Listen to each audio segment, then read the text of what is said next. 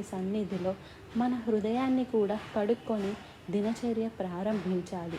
అద్దంలో ముఖం చూసుకున్నట్లుగా దేవుని వాక్యంలో మన హృదయాన్ని చూసుకోవాలి. దేవుని సన్నిధిలో మోకరించడం ద్వారా ఆయన ముఖ కాంతిలో మన రహస్య పాపాలు కనబడతాయి. కాబట్టి మనం లేచి నాకు అది దయచేయి ఇది దయచేయి అంటామో, లేకపోతే స్తోత్రం స్తోత్రం అని ముగించడమో కాదు. కానీ ప్రభువా, ఈరోజు నా జీవితం ఎట్లా ఉంది, నీ ముందు ఎలా ఉన్నాను నేను? ఎప్పుడైనా మీరు ఇలాంటి ప్రార్థన చేశారా?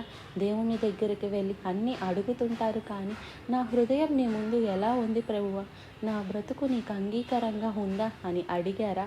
దావీదులాగా నా హృదయ ఆలోచనలు, నా నోటి మాటలు, నా హృదయ ఆలోచనలు నీకు అంగీకారంగా చేసుకో అని మొరపెట్టారా? ఆ రోజు భక్తులు ఎప్పటికప్పుడు తమ హృదయాన్ని శుద్ధి